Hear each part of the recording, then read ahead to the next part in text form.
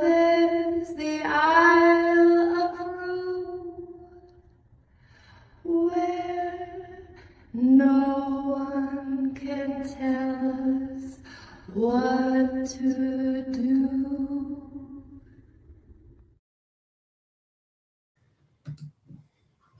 Hello. All right. We are here. And it is Rumble 73. And I'm going to start with the land acknowledgement and a kiss. The Creator gifted us with this land that we are blessed to share and care for together. Whew. I've done this a lot. We acknowledge that the land we gather on, Mokinstis, is the ancestral territory of the Siksika, Sidipi, the Siksika, the Gaina, the Bikani, and the Amskapi Pikani. We acknowledge all First Nations and Métis of Treaty 7 lands, the Sutena, the Itkabi, which includes Bearspaw, Chiniki, and Goodstony. We commit to advancing reconciliation guided by truth, respecting treaty laws, and humbly walking alongside First Nation, Métis, and Inuit. We recognize all who live, work, play, and make art on these lands and who now call this place home. It is a beautiful home that we have. The sun is shining. Oh, which way? Sorry. Oh, there's an extra chair back there. I apologize. That's okay. The sun is shining, and the whole air smells like flowers. Flowers. Flowers. What are you grateful for in this land? Rich, I am so grateful for the apple trees, and I'm so grateful for the May trees, and I'm so grateful for the lilacs, and I'm so grateful for all the pollinators and the birds that make those trees possible. Right. And I'm so grateful. Pollinators, I like that one. Yeah. Yeah. Okay. I'm grateful for the rain and the snow that fell that made the ground fertile. Yep. And I'm grateful for the sunshine and the heat. Just press that button there. See what happens. And I'm grateful. It's blue. Warm. That's warm. I'm grateful for you. Mm. I'm grateful for our photos that capture every moment of the changes in our beautiful landscape. Mm-hmm. How about you? I wasn't that crazy about this space most of my life. I grew up kind of 1 foot in Vancouver, 1 foot in Calgary. But if I had a 3rd foot in Edmonton. And I didn't truly appreciate the river, which I do even more than the Pacific Ocean, until it flooded the city. When it flooded the city, I was like, whoa, that is a passionate beast.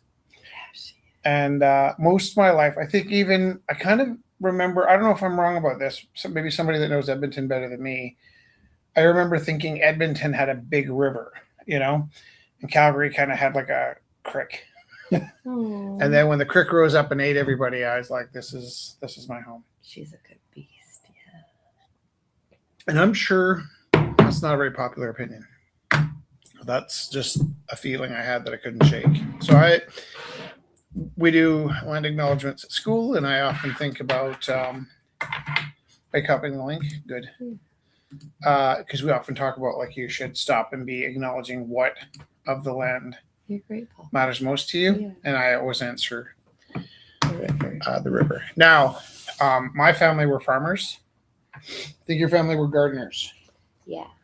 My family were like peasant farmers, and so I often either underestimate or overestimate the value of that, because I don't do any farming. It's not my thing. Right. But one time I was at school and somebody had mentioned their family's history as farmers. And I remember, like, what did you guys farm? Yeah. And it was the first time I ever thought of farming as part of my lineage. Yeah. Because I've only indirectly and vaguely understood that my family specifically farmed potatoes. And so then I said, if I may, can we talk about whose family farmed what? Right. And how did that go? Everybody went around and shared what their family farmed. That's really beautiful. In it now. And I bet that was nice for everybody to share too. Like, I don't really know what other people think is nice. I think people like sharing about Okay, themselves. look at this. Let's add you. Let's add me. Oh, there's Kelly. Hi, Kelly.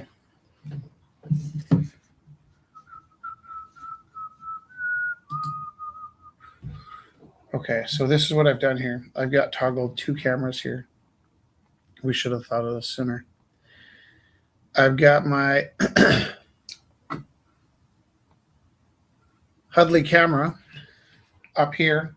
You cannot see it, but this is the camera that I've used where my hands are. Not this camera, not the one you're looking at, but the camera that's looking at it. This is the camera I've used for the past 7 years ish. Yeah. And I was a little curious. I'm going to unplug it now. Watch this. Boo! Okay. Here. I was a little bit curious Yep. about because we had 2 of these babies, right? Yeah. And because we had 2 of these babies, this is the one. Where is it? This is the camera we used ever since COVID, and it's got a fisheye lens, and it shoots a really, really broad angle, and it's meant for boardrooms and stuff. Oh. But we then moved to a Sony camera for our broadcast. Right. The Sony product camera, no doubt. No doubt. And the Sony camera has been very reliable. And it was so important to what we did that we bought 2. Can you reach back there and pass me that red thing? Yeah, we were just talking about how I'm just a little worried it's going to rip out. Thanks. we were just talking about how different eras has had us focus on different tech. Yeah. Right, because for quite some time, if my phone gave out, we were pooched. Okay, what do I have plugged in here? USB. And I can go 180. And is this on? What am I missing?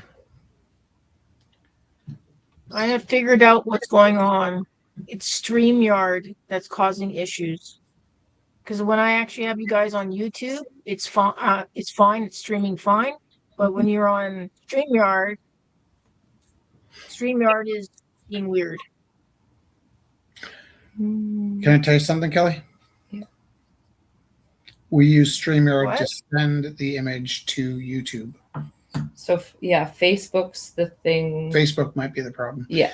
And also, I got banned from Facebook, so maybe that's the thing. Maybe they've reduced my. Did you share the? I just put it there. Oh, that's the link to join us. Yeah. Did you share the YouTube thing to our Facebook page? No, I could do that. If you could, that would be lovely. So I hear what you're saying, Kelly. I appreciate it. So what I'll do is, it's just, I think it's something to do with StreamYard. I have both windows open. Yeah. The YouTube one is fine, but the StreamYard one occasionally it's like. I'm kind of confused what you mean by StreamYard. Do you mean like when you're looking at your own computer watching us? Yes. Well, that's not broadcasting. That's your computer. No, when I'm watching you guys on YouTube, it's fine. That's there it goes broadcasting. again. Yeah. You might be right. It might be my computer. Well, I'm just saying the StreamYard is you coming into YouTube because we shared a StreamYard link with you. So it could be that your StreamYard is, but my experience is when we're lagging, Galen at home watching it is also seeing it lag. So we'll see. I wasn't even worrying about the lagging. I'm trying out a new camera, which also might be causing some lagging problems. Okay. Oh, no. There's a lot going on. Oh, I'm on. Okay, here's. There are so many Hey cameras. Jess, what did you think of the Looney Tunes I sent you of the They were all super funny and cute. Pepe Le Pew? I love the Pepe Le Pew. They're just so cute. And I sent Rich a thing on the Muppets as Pulp Fiction. Oh yeah, you said that to me.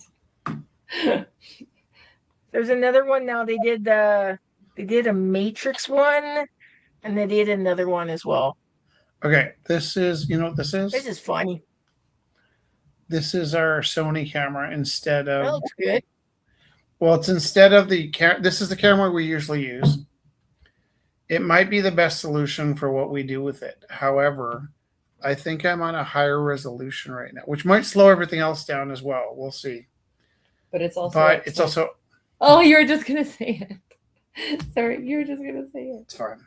What were you gonna say, Rich? Nothing. It doesn't matter. Oh. There's several things the bugs that needs to be fixed. I'm sure there must be some kind of manual flip for this camera though, because it is a fairly expensive camera. Now, if we're here, what do I want to do? You know what I want you to do? Do you see this beautiful in between animation of Roux and your face? Mm-hmm. Sorry, I'm just sharing the link to Facebook. What I could do is we could take screenshots and compare the resolution. You say you want resolution. Well, you know. You have What? such a beautiful singing voice. Liar. I love hearing you sing. You're crazy. Sometimes I want to sing along with you, but sometimes I don't want to scare you from singing. You know what? What?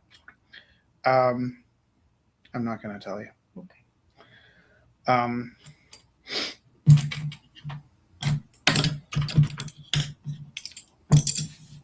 Look at this. You will burn forever. Okay. I'm going to try a few more things.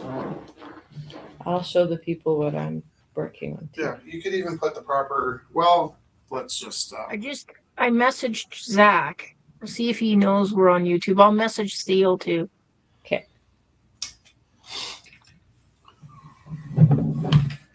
I am sharing the YouTube link to our Facebook. Something went dead. Oh, that one. I got Is it. it back? No. Not dead. I love how you don't respond at all. I did. Just And when I say I love it, I don't mean I love it. I mean just love. help me. Please help me. I put me up there, so it's not the dead camera. Thanks. Appreciate it. So people can watch Yeah, it. just slow down. Okay. I'm patching my sweater today. I have a tool. All right. I'm going to learn how to This use might have it. got wrong right here. It didn't. There's a red light on there. I don't like how that feels. That was a danger light. Okay. So I might have. I have to go for ultrasound and X-ray. I might have tore my rotary cuff in my shoulder. We hope you're okay. Okay, wait. Hold on. It's very painful. Oh no. I've been in pain for about a week, 2 weeks almost now.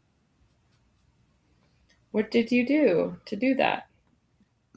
I was sick from something like a side effect from one of my nasal things, and then I got really sick, and then I put my arm on the tub, and I think I stretched it, and then I fell on it. I fell on my arm, on my shoulder. Oh no. So they want to take an X-ray because I've got a bulge or a bump on the back of my shoulder. Oh, yeah. So I'm going to do that tomorrow. I made an ultrasound appointment. I haven't taken them yet because I'm afraid to take them during the day. Muscle relaxants. So I'll take them at night, and I take a painkiller, but only when when the pain gets to nausea stage, that means it's time to take a painkiller. That's fair. That's a fair statement. But I have a hard time focusing because of the pain. But I've been doing resin. I did some last night. Doing some work There, it probably is good because it takes your brain off of it. Yeah. Yeah, but it does suck because I have a market. I have the punk rock flea market on Saturday. Oh yeah. Well, just go do your tests and then you'll know more. Don't worry about it before. Like Yeah. it does suck, but you'll be okay. It'll be okay. Camera looks good. Does it look better or the same? Looks good. You just need a little bit like a brightness or something because it looks like a dull white kind of thing. Our lights. Do you want me to put this and face it down? Not yet. No. Okay. But it does look good. You can see the top of that step by step. I think I like the Yeah, color. you can see the. You can see that. I'm not sure. We'll You try can it. see where Rich is missed. You can see the table on the colors, whatever was left over on the table for painting. That's where I set a fire on our 50th anniversary. Yeah. 50th episode. I was like, I set a fire. we didn't start the fire. The only thing is it's upside down. That's all. Fire. It was always burning. Yeah, there's probably a button for that. Mm-hmm. I just don't want to mess with it right now.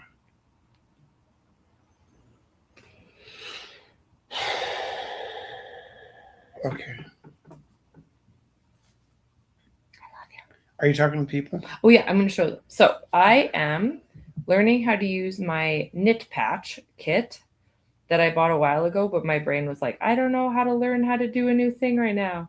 But now my brain is so excited to learn new things because it's spring and my brain comes back alive. So that's the hole in my sleeve. And then this is the knit patch. And you've probably seen ads for it, unless you're not like me and all of your ads. I've seen ads for it. Yeah, see, you are like me. So I'm learning how to use the knit patch. I'm going to see if I can knit a cute little... Can you get up and read the label on that camera? Or either of them? It's a Sony 1000 something? There's no number on it. Is it RX 100? Oh, ZV. Oh, ZV, right. /1M2. Sony Z. We both signed the same. No, it's brutal. Okay. Did I do something? No, I just my spell checker is killing me right now. Oh. Oh man.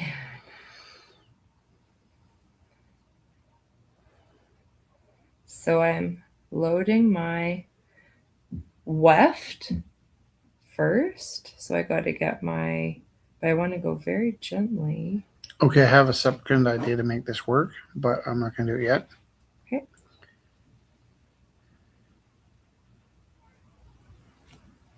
Okay. You flip upside down. Why are you upside down?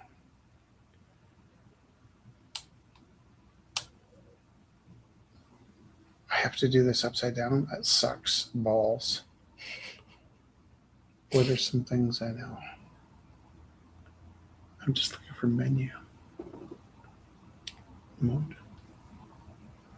Get in there.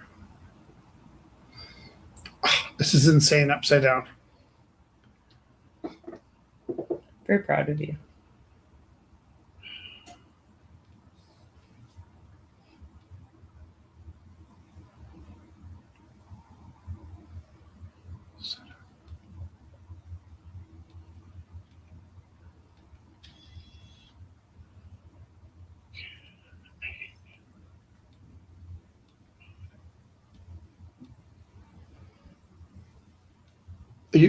You're supposed to talk to the people.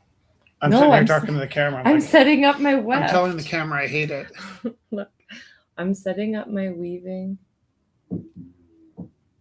So I am currently, like I don't I guess I weave with the kids. We weave on paper plates and we weave on hula hoops, and we find the darndest things to weave on. So I guess I understand the concept. And I even tried weaving without this tool on the other sleeve, so I maybe even take off that stuff and if I learn how to do this. So I'm currently setting up my, I think it's the weft is the, Did you just say the weft? yeah, I think it's called the weft. No, not the white. No. Do you want to go left to white? Turn left! Turn left!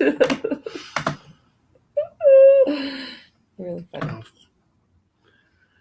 All right, this is crazy. Look at this. I can flip it this way. Oh, right, left. But how do I flip it the other way? So one's a flip and one's a rotate. No? No. It's left. Okay.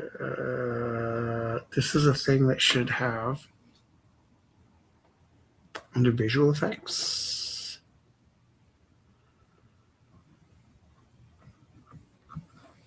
Camera. Wait, visual effects. Come on, you bastard.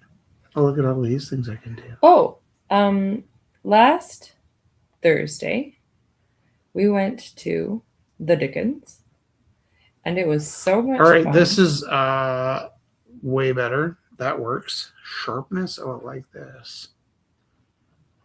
Reset.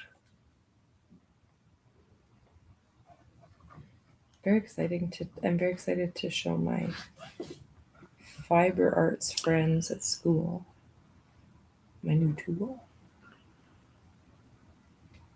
Sandra, if you're watching, I will show you this tomorrow. And Heather too, if you're watching. Oh my gosh, I've not read this yet. I just have to set it up first and then I'm kind of weaving into very bare thread. So I don't know if it's the best setup, but it'll be okay. So yeah, we went to Dickens on Thursday and we met really great people and they had a great time and we had a great time and we met a lot of great people. So if you are watching currently right now and we met you at Dickens. Oh yeah, we're way more entertaining than this. No, we're not. It's not true. Yeah, We're I wasn't going to usually make any excuses. I was just going to say hi. Usually way better set up than this. Okay, go to menu, set up, flip. Scott said, I'm learning that silence can't be misquoted. Right, exactly. Quiet is fine. Which Scott, please? Scott. Okay. Okay, here we go, menu.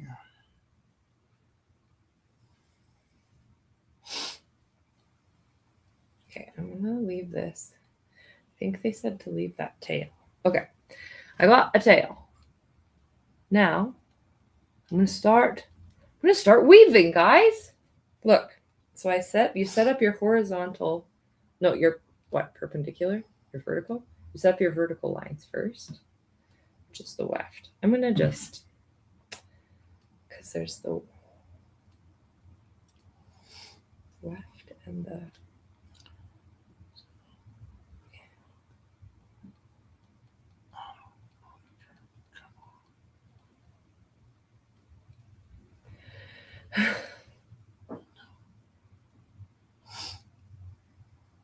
warp.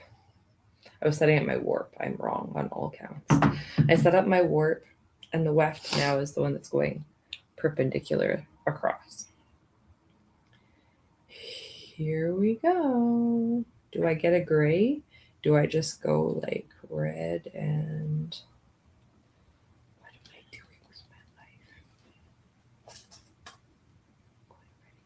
That's crazy. Blue. That's even crazier.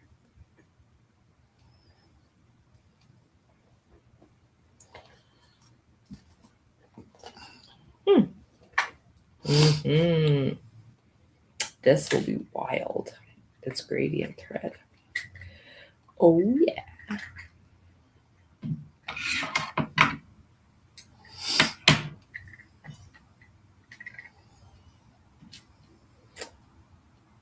So maybe I use a bigger needle for this part. This kit came with everything. Came with like the actual tool and the pieces. But then it also came with all of the needles, like different kinds of needles, and that's the part that I will probably be learning for like my whole life. And these are big needles, so they're not ones that I'm going to lose so easy on the floor. You know? In our feetsies.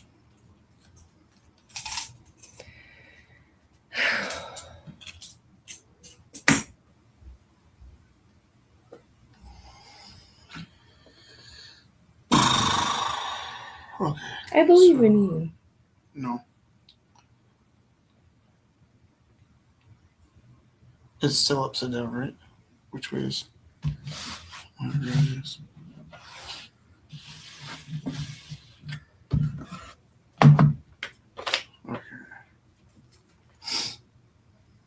Okay, now I push these all down. Oh! That's so smart! Okay. There's these little guys here that are hooks. And when you push them this way, this half of the thread pops up so you can get the weft through. And when you push it the other way, the other thread gets popped up.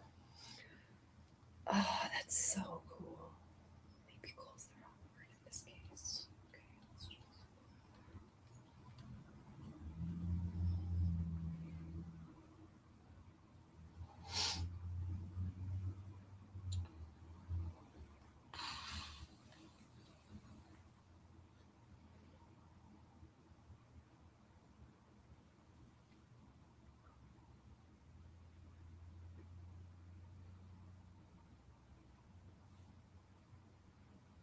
Okay.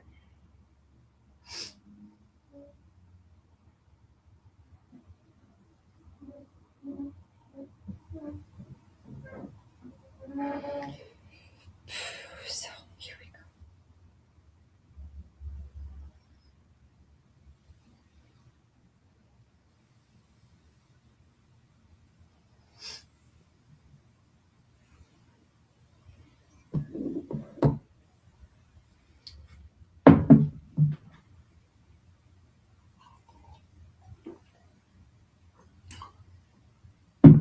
So put it through.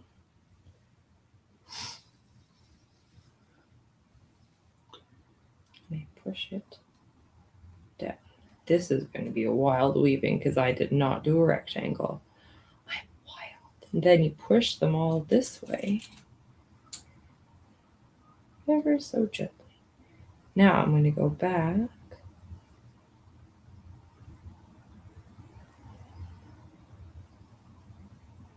I'm already lost.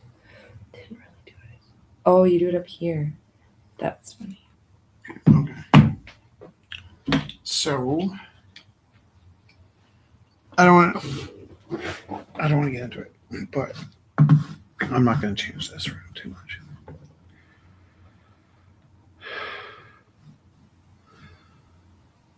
I do like that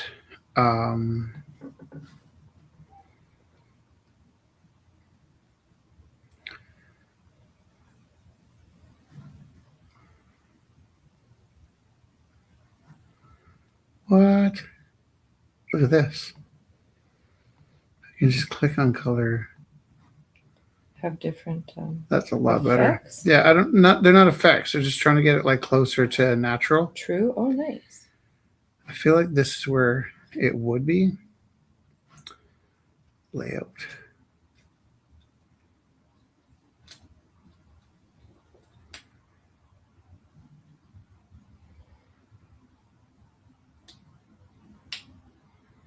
It's annoying.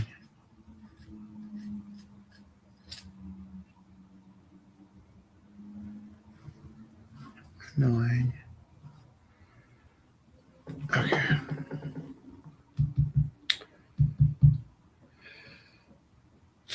I'm halfway there. Halfway to understanding. Me too. I do love this. That when this camera goes down, it goes to the color bars. Yeah. I like that. That brings me back to my happy place. All right. Think I'm gonna tinker with this more Do it. Look, I'm tinkering. because we bought 2 in case one went down, Yeah. and then I understand why they gave really long needles now. are you showing the people what you're doing? Yeah, I did the warp, and now I'm doing the weft. The warp is the first. Yeah. You need another word than weft. I don't. It's willy annoying. Weft is the weirdest word I've ever. Okay, Quipkey. Weft is the weirdest word. Weirdest word ever.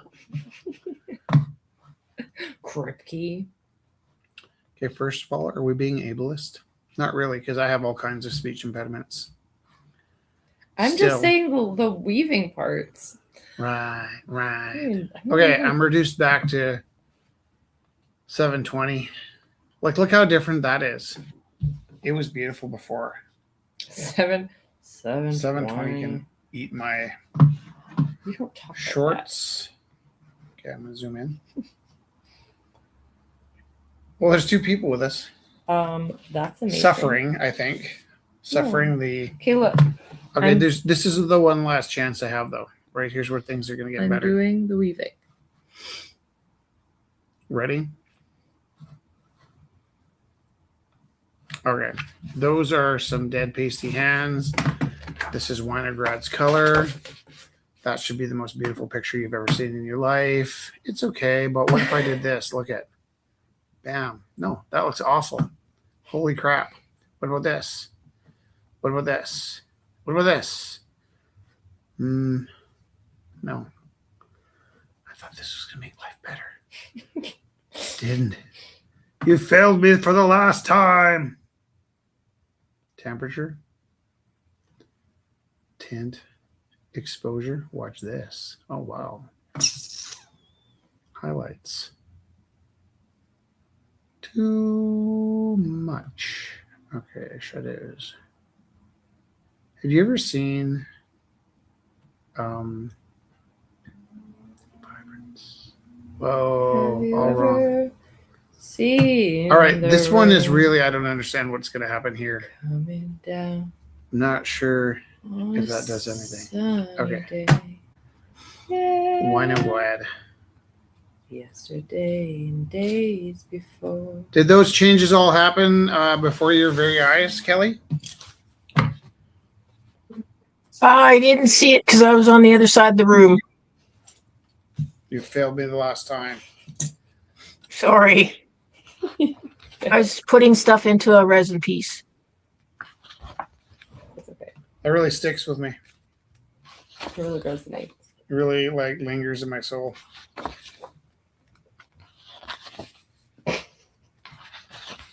Sorry. Deep. No, I'm kidding. So he's making a resin joke. He's Okay. He's past the pain and onto the puns. Oh, maybe puns and pain are the same. Maybe. It's a good way to express pain, I suppose. Yeah. Everybody loves sarcasm. That wasn't sarcasm. I was being sarcastic. Gosh. Haven't we learned not to do this? I don't know. Okay. Rich! Yeah. I'm getting the hang of it. Because you're a smart woman. I'm not doing it as Can I tight ask you something? as I should because yeah. But are you putting like a different colored patch on? Look, Or are you matching it's it? gradient color. Oh, that's neat. Yeah. Isn't that a little bit like cheating though? Yeah. I thought you were like coming up with some funky flannel. Yeah. No. I think I dropped a piece of paint on the floor. I bought this thread. It's a later thing. Bought this thread. I can use this thread. Oh yeah, I get you. That's a healthy attitude. Mm-hmm. Have you did you like, is that a phrase you used? Like, No, you taught me to Cam way zoomed in. have joy with your materials. Right. That's not what I was asking though. Okay. Who's in control of this show? You are? Good. I'm gonna zone out here Who's driving the ship? and I'm just gonna paint for a while. because I Yesterday, really blew it tonight. I could have spent some did time. not. You learned something special. No, I learned And half a I'm thing. proud of you. Wait, is that the sarcasm? No. I was channeling Mr. Jessup. Hmm. And Mr. Rogers. I see. You learned a thing. That's a huge thing. I learned half a thing. That's okay. That's still good. The other half is pending.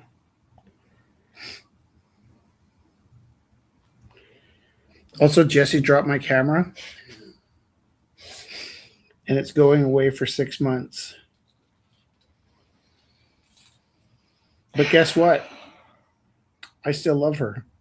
You are such a good man. I am not deserving. That's not true. The crazy part is, I got it in my head that I absolutely needed 2 cameras. And I ordered this other camera that's like a duplicate of my camera, thinking like, if anything bad, whichever happened to my camera, I'm not sure I would survive the duration it takes to have a camera fixed or like looked at. Yeah. And so for a lifelong purchase, I decided that I absolutely needed 2 cameras. I was more thinking like when I'm 70, if, some like not very smart dog knocked my camera off the couch or something. Some kind of weasel from next door came in the house and caused a holy terror, and my camera got destroyed. I was like, how would I ever replace this beast? So I got 2, which is like insane, except for literally like in the Taylor household. 1 camera roll after my second camera came. My first camera ended up in a situation where it needs to be flown to America for a camera rescue. And luckily I have a backup. I keep my feathers numbered for just such an occasion. Well, and like people that love motorcycles will often have more than 1 motorcycle, which seems like insane to people that don't love motorcycles. They're like, why do you need 4 motorcycles? But the truth is, it's such a short riding season. And there is a decent chance that your motorcycle will be out of commission for part of that riding season. So that's why people, not me, but people in general have more than 1 motorcycle. And you see these photographers with like shelves of cameras, and you recognize there's going to be points in your life where you might be with the love of your life. She might even drop your camera off the table. But the box that you're maintaining your sanity, this camera, which shouldn't mean so much to you, but does, falls off the table and just skates across the carpet on the lens. And it's just going to go to Mr. Yee in Massachusetts. How do you say that? Massachusetts? Massachusetts is a weird name. And then I'll just sort of like put my life on hold till it comes back, probably in September, after the long, boring summer. Just kidding, because I have 2 cameras. See? I just have to forget that there ever was 2 cameras and enjoy the 1 camera I have. And I will be in heaven all summer. Heaven. Now, if you were to drop my other camera, I would have a hard time staying as optimistic as I am right now. I do. But I would. Optimistic. And actually, I wasn't mad at you at all about the camera. I just like teasing you because you take it so incredibly hard. But there was no malice. No, he said, Rich, do you have 2 Leica 3s? Who asked me that? Scott K. Scott, we'll talk about it when we're not online.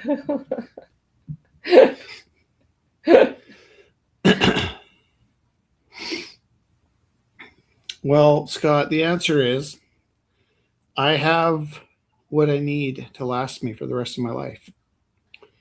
And I really don't need much else, right?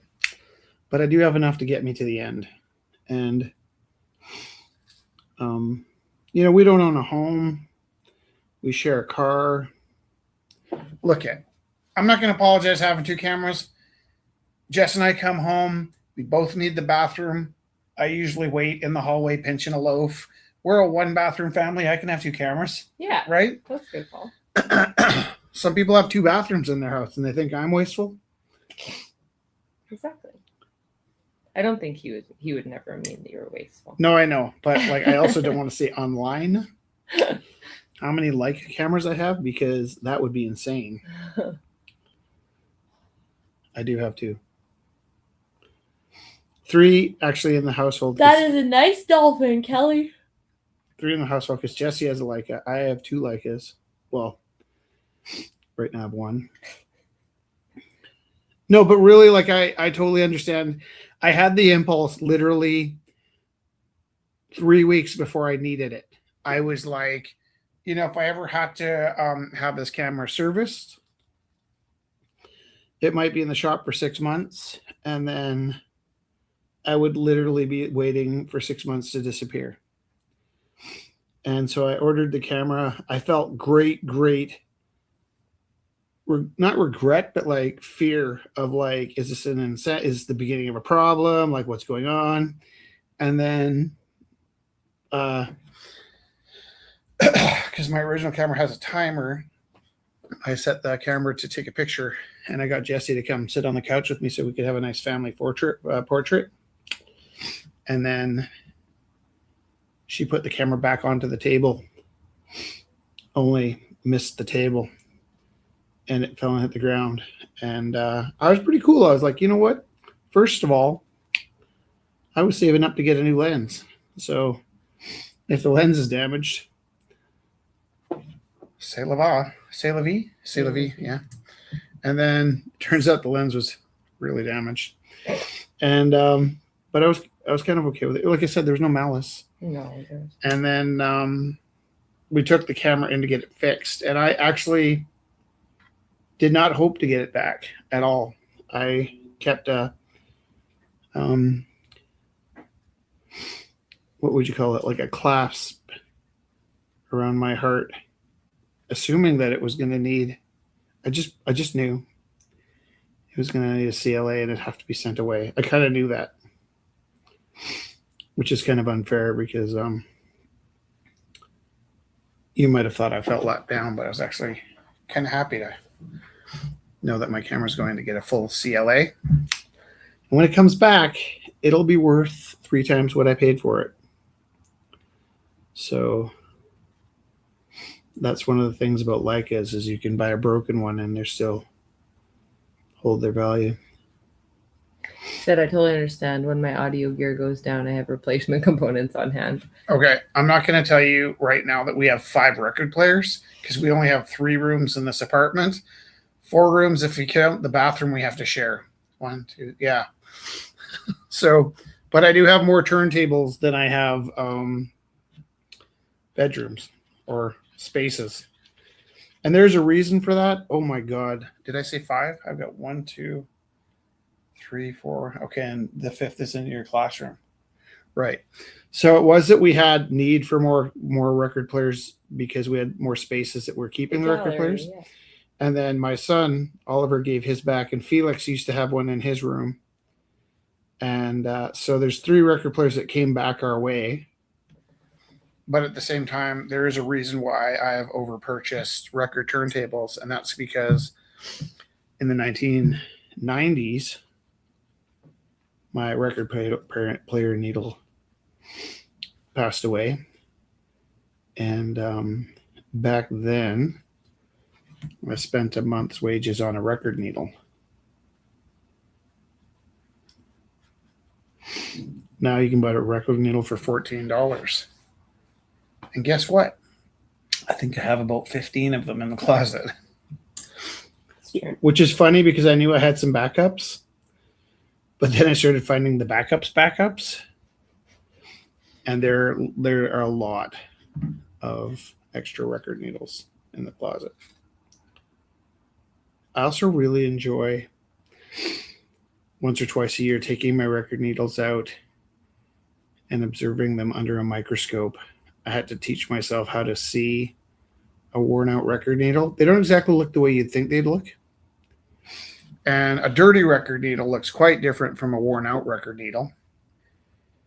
But I had to teach myself how to see this because you can't like look up what a worn out record needle looks like on the internet, because you would have to have somebody take a picture at a microscopic level of the worn out needle to have a comparison, right? There's certain things you assume you can find everything on the internet, but there's certain things that happened, sort of pre-internet days. He says, or a new Grado cartridge for $15,000 US. Yeah. What does that do? A needle cartridge? Is that why you've got a $15,000 needle? Because I am not judging. I am coming over to listen records. I didn't mean to cut you off. No, you don't have to cut like that. I love that. I feel seen. Also, when I get to the point where I need to buy a $15,000 record needle, I know that I can call upon my friends to. We'll all go out for dinner and talk about records. I'm not there yet, though. Yeah, he said it's a needle. Yeah. We've been to your house. How's it that we didn't listen to records? We were looking at art. I think there's just so much to talk about when we're together. Next time we get our priorities right and listen to the records. Get your priorities right. Yeah, I remember when I was a young man and my older cousins were going off to college or what have you. There was always like, okay, so of Glenn's friend group, I think like two of them opted out of university to spend money on something else, right? And one of the things was a car. Go to university or buy a really nice car. And one of Glenn's friends, I think, might have been another cousin, I can't remember. One of my cousin's friends chose not to go to university in exchange to buy like a just phenomenal record player. Like a whole setup kind of thing? Well, back then, like you could spend $15,000 on a record player. And I think you could almost get a house for $30,000, right? Like, no, 300. No, $30,000. Did my parents pay $30,000 for their house? Yes, they probably did. I can get a Volkswagen for $30,000. Yeah, inflation. Do you remember Texas Donuts? Did they ever sell them at your school? To the kids that had money. Okay, but they were like $1 when I was in junior high. Oh, is dollar money? They're $5. Yes, they're $5 now. Okay, well, guess what? And they're way smaller. Guess what? Yeah.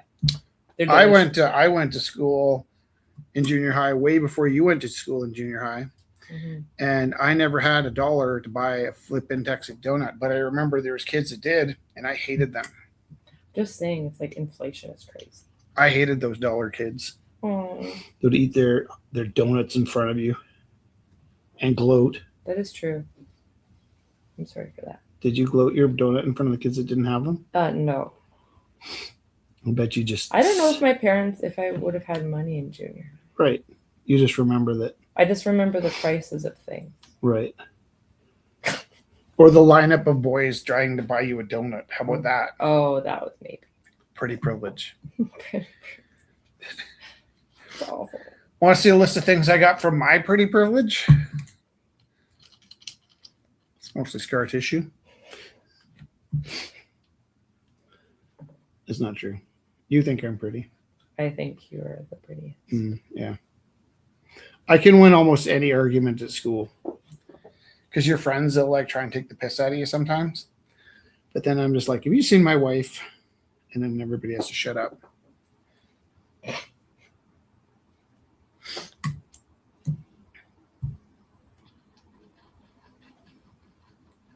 Sometimes they'll say, yeah, but she's crazy. And I'm like, crazy about me? And they're like, uh-huh. Uh-huh. We're not disagreeing here. That's really cute. Well, I mean, in fairness, the people that call you crazy are the ones that I told you were crazy. No, and then in the most flattering way, I said, no, my wife thinks I'm wonderful. Clearly, she's crazy. Not like my wife throws plates at me at nighttime or... Help me. I think twice, yeah. I always use that example about throwing plates as like a passionate, empowered woman. Right? Like that's my go-to, like to describe when I was a kid, the kind of woman I wanted to marry was the kind of woman that threw plates or Yeah. really let you know what she was thinking. Yeah. You know, you've heard me use that reference. Yes. And like in any circumstance, you know, if I was talking at school to the kids about like Abraham and Sarah, you know, I would reference how Sarah maybe shouldn't have had to pretend she was Abraham's sister, and I always reference how my mom threw plates when she was angry. That's my mom. Sweet.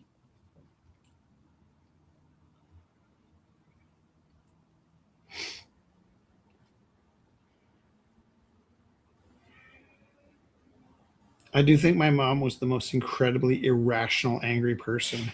Like when she was angry, she was like just so irrational.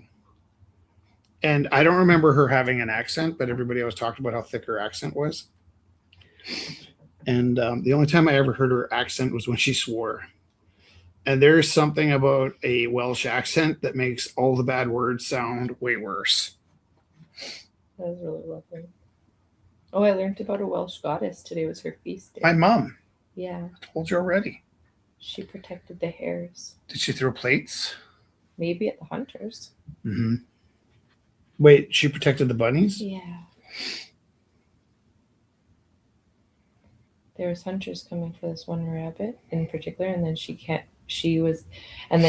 it under the hem of her dress. Yeah. And then when the hunters came, she was like, "Get off this land." And then the king, because she was the king's wife, then the king gave her this whole land as sanctuary. So she made a big sanctuary. She made a big protective Who's buzzing? Space for the animals. I showed my sister the sheep. Mm-hmm. She's freaking out. I said, "Did you know about these?" And then she said, "Oh, I didn't." What if she doesn't even care about sheep? She just loves you and wants you to feel heard. I think maybe that's what sisters are for, okay. I guess. Yeah.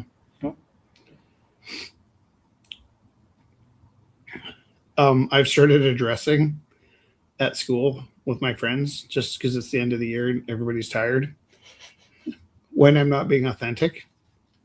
Like Kevin's really into these Star Wars Magic the Gathering cards.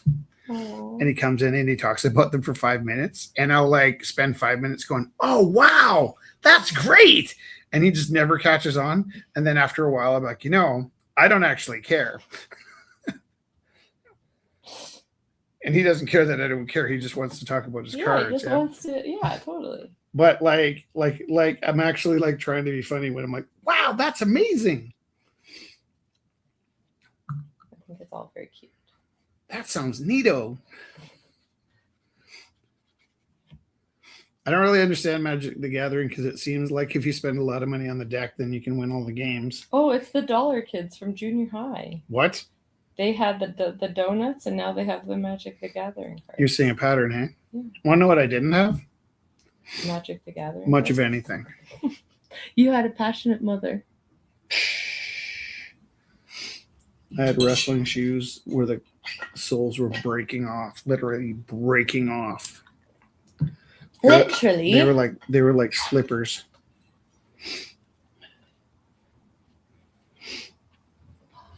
But I did have wrestling shoes. I guess that's kind of nice. And the kids that didn't have wrestling shoes, targets for demolition. And that was good fodder for the book that you wrote. Yeah, it's at the printers. Yeah. Yes, that's exciting, true. Isn't it? Isn't it? You know what else is exciting? Like literally everything in our lives that we do. I did this right now. Yeah, and that. Look, Rich. Yeah, that's great. No, it's really neat. Rich, I love this. Even though I know it's a game, I love it. That's amazing. Show me one more time. Wow, that's really amazing. You're so good at pretending human. No, I'm trying to be sarcastic. Is my sarcasm not showing up? It's just so cute. Do I sound eager or eager. Up your nose? Eager. How do I make it sound like I don't really care? You go like this. Oh, wow. That's not sarcasm. That's not like clever sarcasm. That's like Nickelodeon sarcasm. Okay, that's true. I actually don't even really know what Nickelodeon is other than Zach and Cody's funky ship. How far do I go with this? All the way, baby. Go all the way every time. All the way and then just a little farther. Did that get weird? No. Move all the way to the top and remove the tool. Secure the thread. All the secure belong, yeah. Not a fan. Oh, you know what I didn't do? Neither is a sarcastic response. I don't know. I think it's pretty keen. Rich, I didn't secure the thread on each row. That's just an opportunity to try it again. Look how pretty it is. It's super pretty. It might even be more pretty next time. What?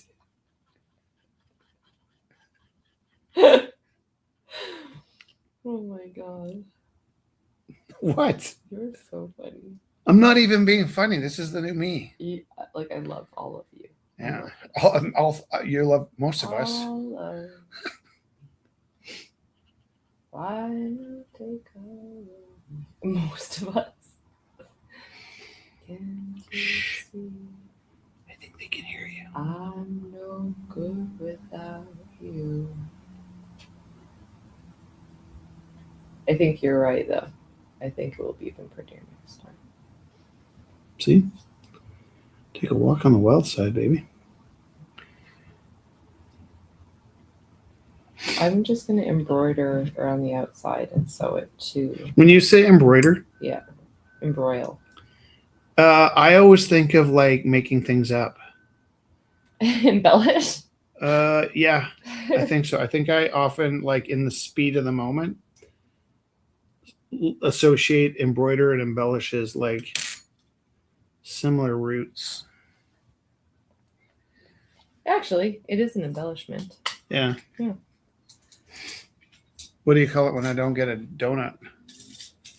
Impoverished? Embarrassed.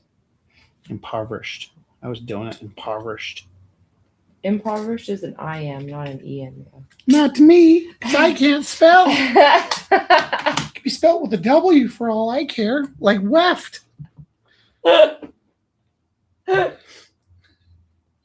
Not to me. I don't have any of these jokes left. Oh my god. Or weft, as you might say. You are really funny. Not even trying.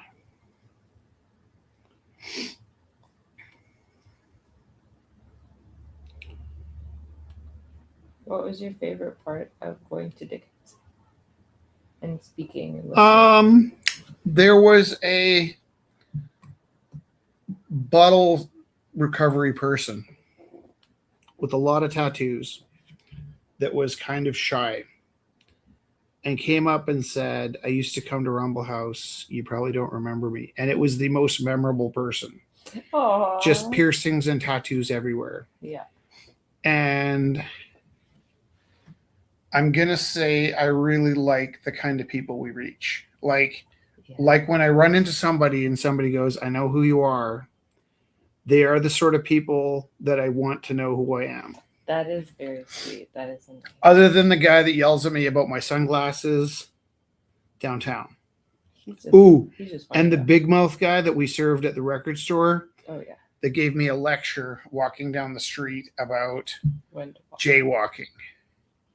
True. Those are two people that recognize us and have regular conversations with us that I don't need in my life. But it was an incredibly earnest moment, and I loved it a lot. That's really sweet. There's a weird sort of, also, we were there under the pretense of being like experts at a thing. and everyone there was willing to play along with the idea that we might be experts at a thing, right? Yeah. So I wonder if there is kind of like an artificial status that you borrow on a day like that when you're sort of pretending to be a knowledgeable person. You know what I mean? That's interesting. Like, do I feel like my TED Talk was phony? Not at all. I worked my ass off and I spoke the truth. Yeah. However,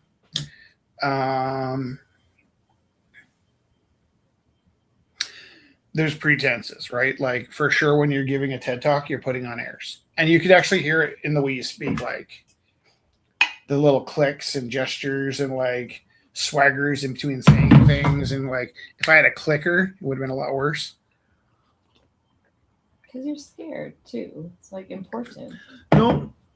I think when you start planning for a TED Talk, you start looking at TED Talks. And very quickly you pick up the sort of TED Talk vernacular. You know what I mean? Like that the way you present and speak. And I was suspicious of this when I was working on it. But it also was at the time the clearest, fastest way to communicate. So I went with it. Mm-hmm.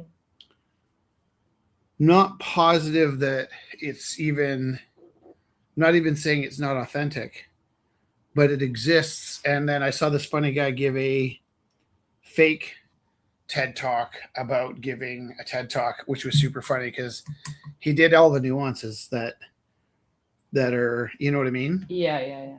Like, I've always loved, I don't want to say Diggable Planets. I want to say Arrested Development. Yeah. However, I'm not sure this full music catalog of De La Soul. Yeah. Other than they must have done something that was super cheesy, because I kind of hold them in my mind like Salt and Pepper. And I was listening to De La Soul today and was actually super blown away, but also started really recognizing patterns and phrases that were borrowed and carried on in different, like essentially Mr. Wendell was almost like a cover song of one of the De La Soul songs. And I know nothing about, I don't know why I had a weird opinion of De La Soul. I think I kind of thought of it as like pop kitsch. It just depends on the time you're listening to it too, and like. No, I think listening to it today, this wasn't like going, oh, I kind of like Wham. This was like, there's a few of those. I'm not proud. Kind of like not Wham, but George Michael's had a few catchy tunes. And Catchy dude. What was some other ones? Things I'm really ashamed of. Oh yeah, like Hanson. You never have the Mbop. I love that song. You never have to be ashamed of things you like that make you happy. Those purple rimmed glasses look ultra pretty on you. That is sarcasm 101. Wait, because I have purple sunglasses. I'm fucking. I don't understand. Neither of us are wearing sunglasses. What's the frequency here? I don't know. I think it was an example. I think he's on the level with the sarcasm. Right. Yeah. Okay. And it's hard because he's messaging instead of speaking. Right. So that's hard. Right. I still don't understand. I think he's doing good. We're all doing fine. Okay. Yeah. Yeah. It's funny because the people at work do know that I don't really get sarcasm. But it's not that I don't know that it's happening. I certainly know when sarcasm's happening. I just don't see a limited one answer for what the sarcasm means. I'll see like hundreds of answers. Right. So like I can tell you're being, I can tell you're not saying what you mean. Yeah. I don't know what the obvious take on what I don't know what you're expecting me to infer at all when it comes to sarcasm. Yeah, he said more context needed. Exactly. The context shifts everything when it comes to sarcasm. Yeah. And I have always been pretty good at seeing outside of the box, but I did not. When it comes to sarcasm, I just don't. I'm not going to guess the obvious meaning. Likely, I'm probably going to guess something whack. But on the other hand, I have a really good sense of intuition, which might guide me to the right space, anyways.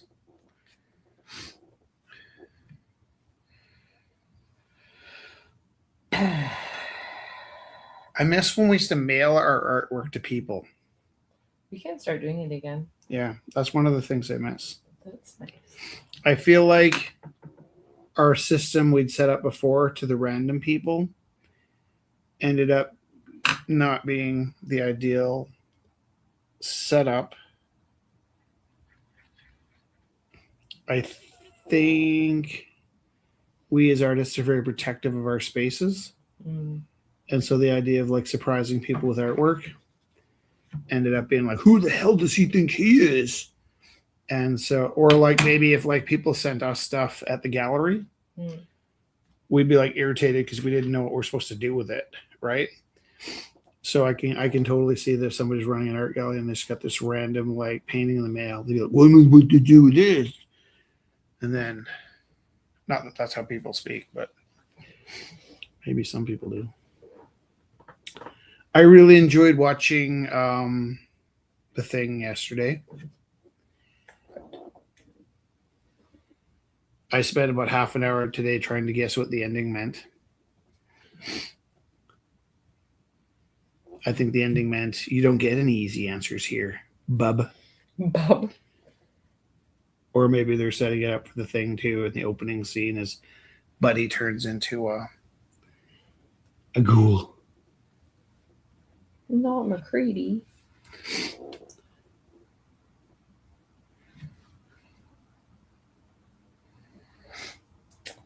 Oh yeah, I missed the whole point of this. Okay, don't worry about it, Jessica. You're gonna stitch this. Tell me what you're saying. You made an amazing button, but it's not stuck to the sweater. Is that what you're saying? It's stuck to the sweater along the bottom and not the sides, and I didn't read that. Okay, one. Can I tell you what would be way worse? Yeah. If it was stuck to the back and the front of the sweater. Yeah, that would suck. And then you would have perfect reason to complain and hum and haw about how awful your life is. But I'm gonna say, I think you're sitting pretty. I am, and I'm blanket stitching the knitting to the. You can't just sweater. blanket stitch one problem as though all problems are the same. See what you did there. Hey, when you said weft, that should have been a natural leap to wob. Don't you think? What? Wob. Oh yeah, that's a good. God, there are so many good things today. After that, like you put up like Wob. just your really nice, just subtle. We love wob. It's just really awesome. Thank you, wob. And then it was like people had screen. So many people screenshotted her face. She's turning to the dark side. Oh my god. You can really see the darkness encroaching. Yeah, you can.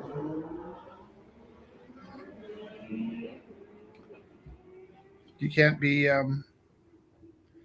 that ugly on the inside and not pay for it in looks. Sorry, it's just a case in point. Oh no, it's like so just deserved. I love when she's seething. I love that look of just seething with rage. Like, do you know who I am? And just how cool My is parents have a cafe in High River. how cool as a cucumber wob was. Like, Yeah, he's sweet. What a cool. He's a high class act. So classy. By the way, if you're watching the show and your politics aren't aligned with ours, there's a block button in the top right-hand corner. We will not judge you if you exit our lives forever. Oh, did I overdo it? I made one comment this whole round about the traders And this guy I went to junior high with was a little harsh. I'm like, you have no frolic an idea How much how I've kept not in. harsh I'm being Yeah. right now. And I've never been patriotic my whole life. I've never walked around feeling like, whoa, Canada. It's not true. There was a couple Budweiser commercials, not Budweiser's, Molson Canadian commercials that really made me feel proud to be a Canadian. There's a few like really like over the top war stories from World War II about how the Canadians like were nuts and used to go and Scott said your painting is so beautiful. scalp people in their sleep. Oh yeah, that's cool. I like that, but otherwise I don't think about it. Like I think part of the great thing about being Canadian is you don't have to think about it all the time. You can just be a Canadian. That's nice. I never think about being Albertan, but my family's been in Alberta for a very long time. And I can understand there's people that feel like they're not getting their fair shake, right?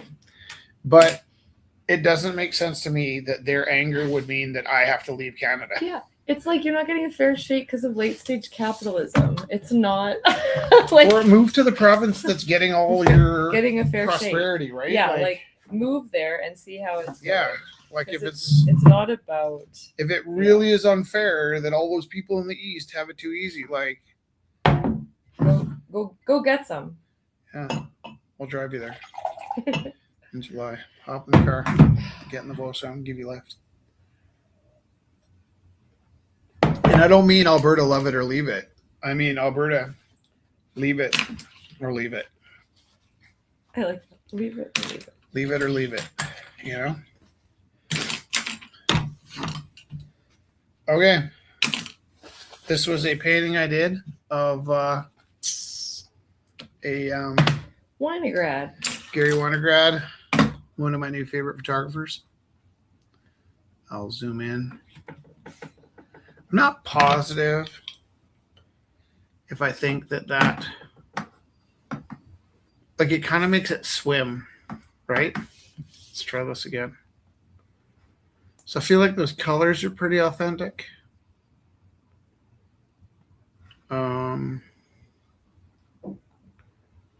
That's pretty drab. That doesn't look like my painting. See if I can. That's stunning. Hold on, I'm gonna try and line up the colors a little bit more. So the vibrance gets it. That you look at the vibrance makes it look just right as the painting, but the table sucks. What if I though had a placemat and we didn't have it on the white table? Nah, because there's still gonna be white somewhere. All right, that's a crazy thing. So I'm going to reset. Shadows. Doesn't do much. Saturation might do it. That's brighter than it is. That's pretty bang on. Contrast. Okay, maybe that's a bit, I'm still seeing a lot of action. Is this table kind of like, I actually kind of like it. It reminds me of the 70s when the rabbit ears weren't set up properly. It's pretty accurate for color though. Let's do this. I'll put it in front of this one. Papa! This was way worse when we were selling stuff. I do appreciate, I am so trapped. Here we go. Wubbing. Watch this. If I put this here, the camera can see your face. But if I cover your face, wubbing. It zooms in. Zoop, zoop. All right. I can't take full credit for this painting. I borrowed the image from Gary Winograd, but also I'm using some really expensive paper. And I'm not going to lie. Sometimes it helps. Sometimes you feel like a nut. Sometimes you don't. Christmas letter opener. It looks like I've been hot knifing it, but really, that is my using my silver knife in the developer for photography. Photography. Photography. Photography. I like being the kind of tired where you start just singing things. Oh, are you the kind of tired that can go out for a walk and take some photos? Because I got 800 loaded and I want to get some dusk. Sure. That's a little one. Ooh, starting drum. Okay. 8:15. I thinks I haves. Time for another one. It's crazy that when I was showing my artwork last week, actually 2 weeks ago at the Dickens. Last Thursday. Okay, yeah, sure. I found like some strangers we didn't really know were like coming to look and choose from the artworks. Yeah. And it was super cute when like one lady said, "Oh, I kind of like the ones that have color," and I'm like, sure, like actually, but to me, truth is, color's way easier. So for me, when I'm working in the indigo that we've made, Mm-hmm. it's not like I'm being lazy by putting the rest of the colors away. It's like, how can I make this? That's kind of what I like about the black and white photography as well. Is like, how can I, when I reduce and I reduce and reduce, Mm-hmm. and I don't have all those colors to work with, how can I force an image out of like something that's not that great? Well, you know it's great. But I know what you mean. That's really pretty. No, it's on the wrong side.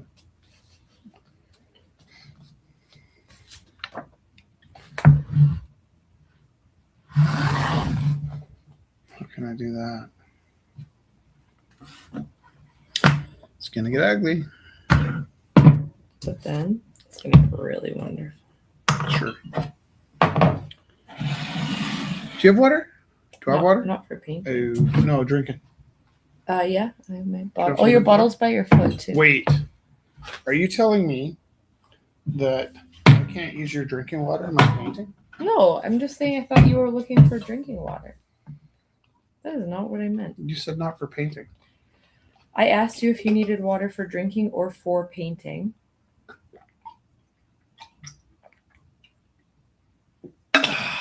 I'm gonna hit rewind and see what you actually said. Then I'm gonna gloat. So I actually said. And I'll say, I told you so. And I don't even like saying I told you so, but this time I'm gonna enjoy it. You know when I really hate saying I told you so? Like I don't, but you know when I really hate like the feeling of it, I told you so?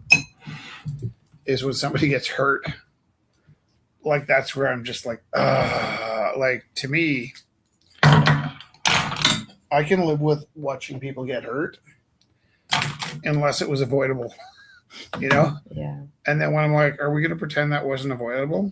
That's when it's really difficult for me to deal with people getting hurt.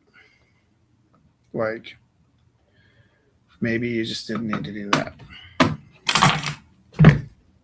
That's fair. That's, you know, that camera we dropped was not avoidable. There was no malice, and there was really nothing you could have done differently. Right? Yeah. It was just that your brain thought there was a surface where there wasn't. Mm-hmm. And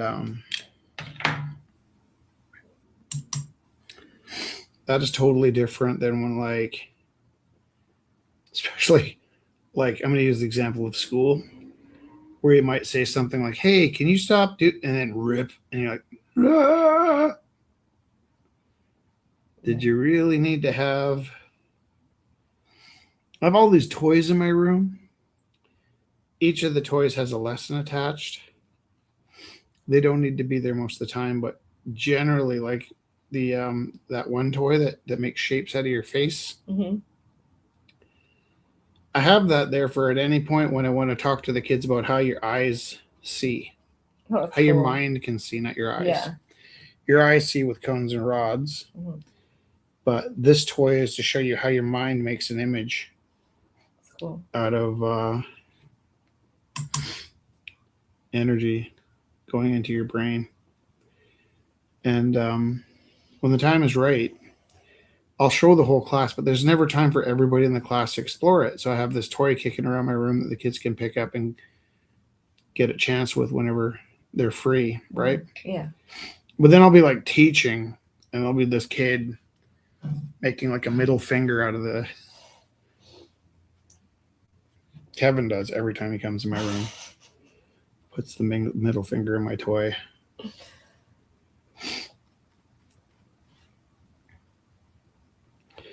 Did you know it was my cleanup week?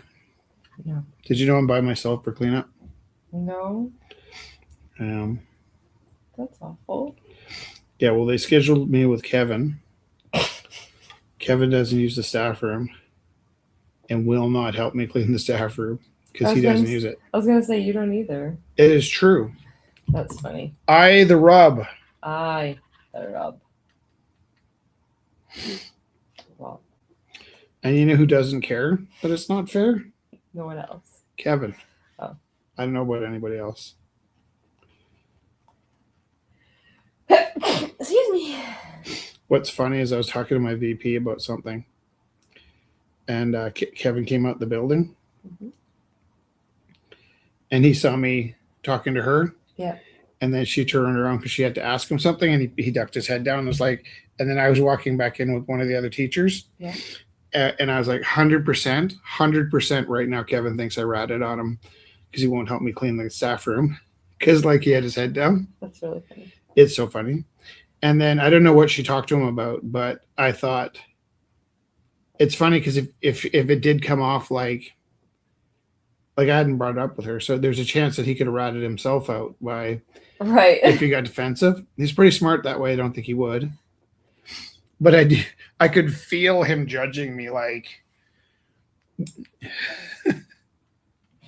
preemptively judging me on the off chance that I might have ratted him out. And also the lady I was talking to about how, because like I'm just joking because Kevin's my friend, right? But my friend won't help me; he's left me hanging.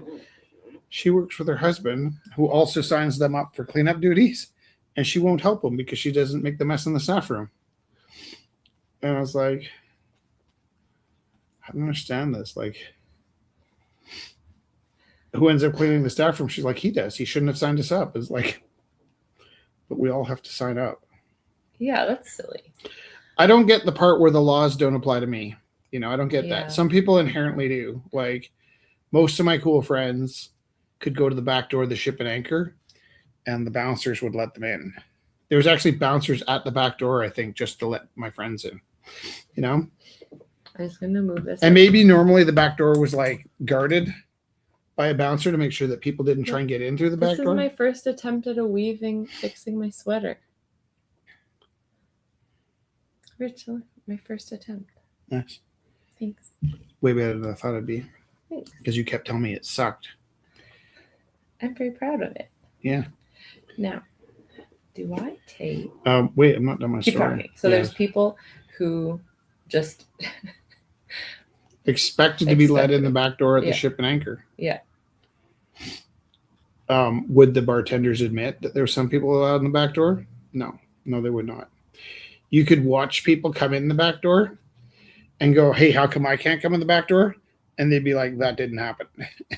You'd be like, no, like 10 seconds ago, that guy over there just walked in through the back door. They're like, no, you don't know what you're talking about.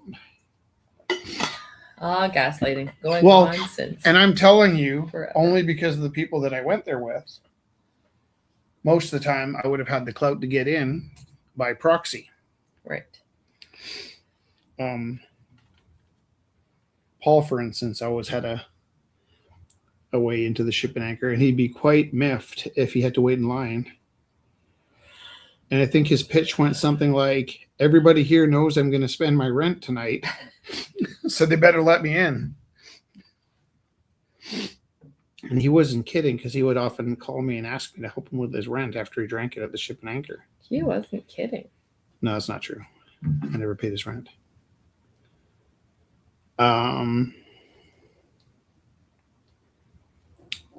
However, okay, here's the thing. Being somebody that could see the injustice, or just even like my hand in front of my face. Yeah. I always wondered what would be the point of socializing in an establishment when many people in that room knew that they had to stand in line and you didn't. Now, here's something you could have explained to me. And I didn't know this right away, but I've come over the years to understand that you would have maybe I haven't even asked you this before. Okay. But I'm thinking like this. I'm thinking like a true communist, really. I'm thinking like, okay, let's say I'm going to the bar. Maybe back then I might have had it in the back of my mind. I might meet somebody interesting to talk to, right? Mm-hmm. And I'm like, if I was in line and I saw somebody scoot in through the back door and not line up like the rest of us, I would 100% not want to talk to them when I got in the bar. Mm-hmm. So if you're going to the bar to meet people and the people can see you not having to line up, mm-hmm. then wouldn't they be resentful and not want to know you once you got inside the bar? When you're both inside. That's how flippant autistic I am. Mm-hmm. Because, and this was like a surprise to me. And you probably are one of these people. But there are people that would see that as a sign of status and even be like attracted to that person because they didn't have to line up. They'd be like, oh, that person didn't have to line up. I want to know them. And I would have thought, in all my autism, that would be like the person you would disdain when they got inside. That's how naive I was, that thinking like there'd be these like soulful women in the bar looking around for who stood in line. Is that funny? I don't think it's so naive. I think that there are people like me? Yeah. Okay, but in fairness, before you met me a million years ago, you might have thought that somebody that didn't have to stand in line was actually of high status and worth knowing. Younger, less agile. Younger Jessica? Jessica would have thought, that guy's cool. He doesn't have to stand in line. Yes? Possible. Isn't that funny that I didn't even know that?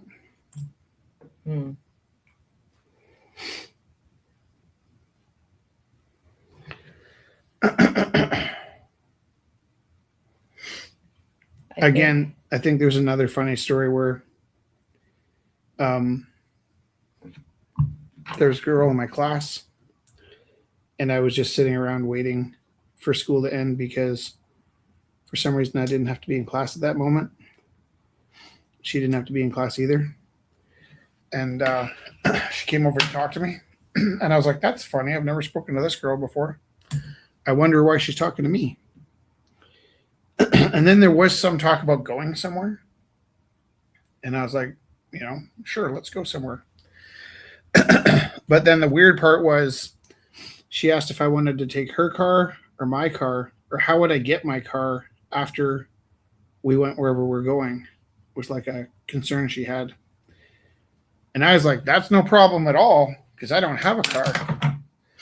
And then the conversation ended. Oh. No, but listen, I think you were in the room or in the car when I figured this out. It was like in the last 5 years or so, you and I were talking about something and I was just like, wait a minute. Like, would it have mattered to this girl from my high school that I didn't have a car? And you had admitted that in your high school, having a car was like a sign of like capability or something, like you could pass a test. Yeah. And in my case, it was like I didn't have anybody to teach me to drive. So it wasn't like a source of shame for me not to have a car. Yeah, it was like, that was just the block I lived on. Nobody on my block had a car. Mm-hmm. Yeah. It was just the block you lived on. And the girl that had a car, all her friends, their dads owned like car dealerships, so they just drove one home off the lot. Right. Just different block. Different block. So I didn't hold it against her that she had a car, Right. I wasn't judging her. Yeah. But little did I know the social expectation was that I would have a car. And I was literally like an adult when I pieced that together. I was like, you don't think it was because I didn't have a car, do you? You're helping me figure out these high school basically around the time you were born was this weird moment where how would I know, man? I was a zygote. How would I know? Well, anyways, I think you're unpacking a lot of stuff and you're doing a very good job. Thanks, I think yeah. you do a lot more unpacking than other people wait, do. is this like, that's great? You're doing a great job, Rich. Keep it up. You're doing a great job, Rich. Keep it up. Uh-huh.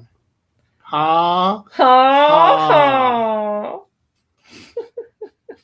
It's a shared favorite novel. Ha ha.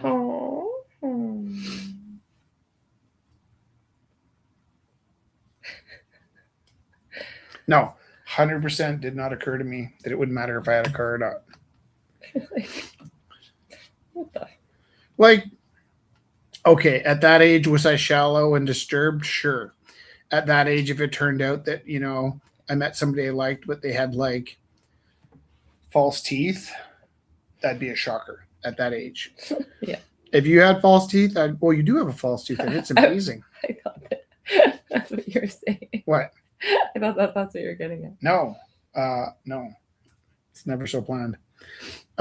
What I was saying was like, I'm trying to think of like weird things that might have mattered to me. Like, okay, let's say like that argument people used to have about like, what kind of phone do you use? Like iPhone or Galaxy? Like, I don't care. Why would I care what kind of phone you use? It's, I guess, a little more convenient if I can message you stuff. I guess not much. Yeah.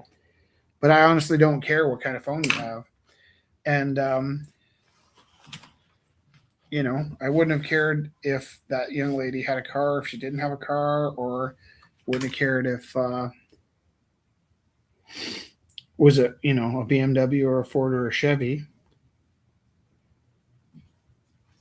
Just didn't have an opinion. And to me, if the concern was we weren't going to be able to get back to our cars afterwards. You had that licked. Yeah. Luckily, I don't have one. We don't even need to worry about that. And then she just disappeared. Conversation just ended and just walked away. God. She probably got in the back door of the ship. She did not go to the ship. No. Those girls used to go to Coconut Joe's. Oh. They had their own 7-Eleven. The pretty girl 7-Eleven. No, the Socias? I guess, if you want to put it that way. The Ponte Vista Sev we called Trendy Sev. And it was a super badge of shame if you got caught frequenting the Trendy Sev. And if you needed to meet up with people and somebody goes, oh, we're just going down to Trendy Sev to meet so-and-so. I'm like, dude, I will not meet you there. I will be over here. We did not go to Trendy Sev.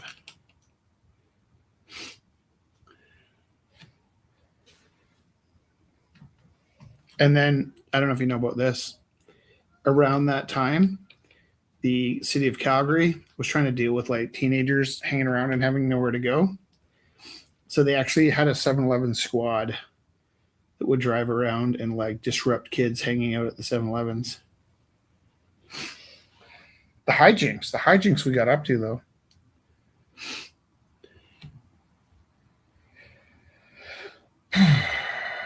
Pretty cute, Rich. Is it? Or is it just sad and desperate? You tell me. We had the... I think people want to know. We had the 7-Elevens. No, you had the Crowfoot Mall. No, we went to the 7-Eleven in Hawkwood. But did you hang out at the 7-Eleven? Yeah. I thought they squashed that. Not in Hawkwood. Oh, right. Actually, near Hawkwood, where you remember that night we saw the owl? Mm-hmm.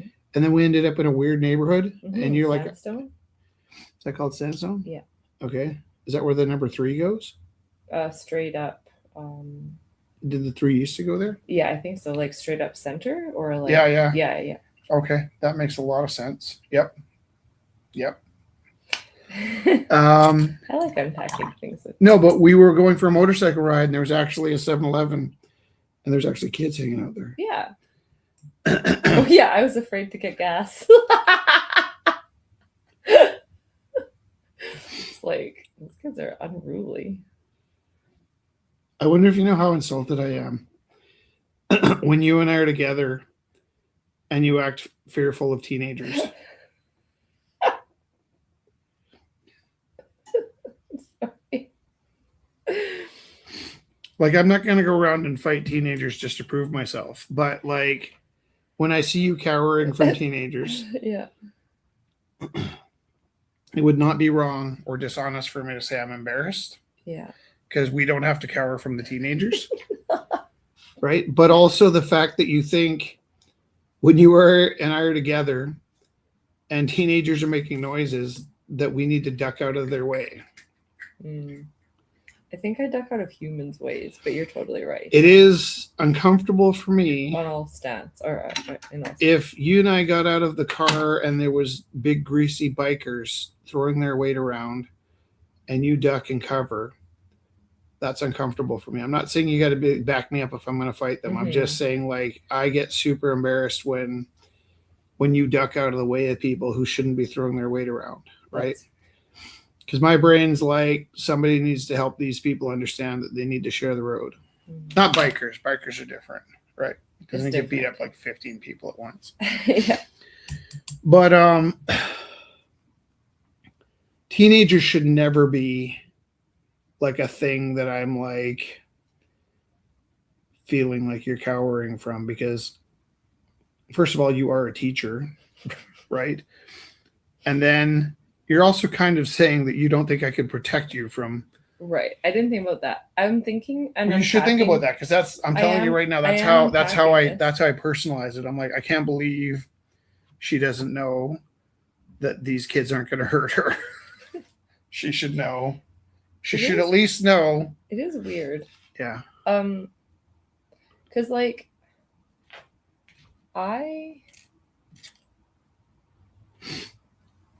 always just feel like I feel bad going into someone else's space, but when they're in a public space, it's like not the case. So I don't know where that came from in me. Like, it's not their space. It's not their space. It's like everybody's space. And when you do that, when you back away, you give them power. And some like 90-year-old ladies trying to get her groceries home. Yeah.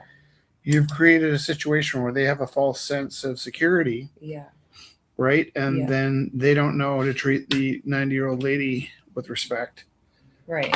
And you're not affording them the opportunity to recognize that they should treat everybody with respect. I don't even think most of the time they're trying to be disruptive. Right. They just don't have their frontal lobes. They're just unaware of a shared space. Yeah. That guy on drugs in the park was a different story, because he was actively stepping outside of his boundaries. Mm-hmm. And he kind of lashed out at Felix, which was unacceptable. And then we kept riding because I was with my family. I wasn't in a position to deal with his strangeness. And then we passed like an elderly couple heading down the same path. Mm-hmm. And it occurred to me, those people are heading into a dangerous situation, because I turned a blind eye to a situation that could have been, what's the word? Dealt with or remedied? I don't want to say dealt with, de-escalated. De-escalated. So I rushed back to de-escalate Buddy, turned him into my best friend. You saw him at the point where he was chasing me to the LRT station because I said I'd show him the way, but he wanted to finish his story about his childhood. So I'm like riding away from him, showing him where the train station is. And he's chasing after me, telling me the story about how rough his childhood was. And you thought he was chasing me because you stopped and were watching from a distance with your binocular-like eyeballs. Okay, I did another one. I did a 2. I'm starting my second. You could call it a deuce. I had a single, then I painted a deuce. It's another Winograd. This is a great book. I really love being a novice photographer. I love that I don't know what I'm doing. I love being a chump. I did notice that we actually get a lot of traction on our current social media. That's mostly the photography, and part of me wants to like warn people, hey, we don't really know what we're doing. So, but I even had a comment. I think a friend of mine was kind of like, I think poking fun at like how sometimes I think the response we get might not be so much about the work as much as the work we've done. Does that make sense? Yeah. Like there's a difference between, hey, that's a great painting, and hey, you fed me pizza for 8 years. So I'm certainly aware of that it's not really authentically always about the work. The support and love we get sometimes is just from the support and love we gave. But it is easy to get those things mixed up. What do you think of my 2 paintings? Oh, they're so beautiful, Rich, too. Hey, we can get AI viewers? What do we do with them? What good are you? Yeah, like 100%. What good are the AI viewers? What do we do with them? Tell me that. 8:41.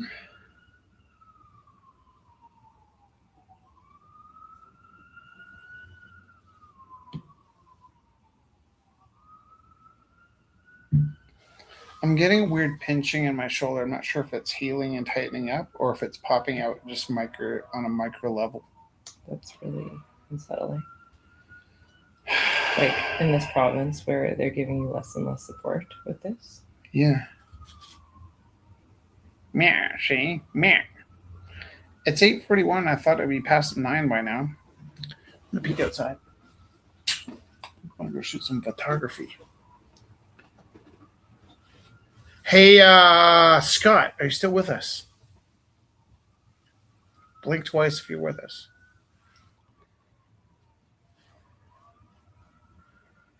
Scott, you with us? The reason I ask is a few times this week we've been just going for walks in your direction. And I really like the park near your house. And then when I was near your house, yeah, Scott, we were outside your house a couple times this week and thought, oh, we should just go give Scott a dingle. And I'm not sure if we've ever talked about, like, are you a guy that likes when people just randomly ring on your doorbell, or you'd like to have plans? Because I think that we're so close nearby, it would be very easy for us to over invite ourselves by. But we need a code. The code could be like, let's say we're nearby, and I just send you a pickle. I think there should be an emoji for a pickle. If there isn't, I'll send something else.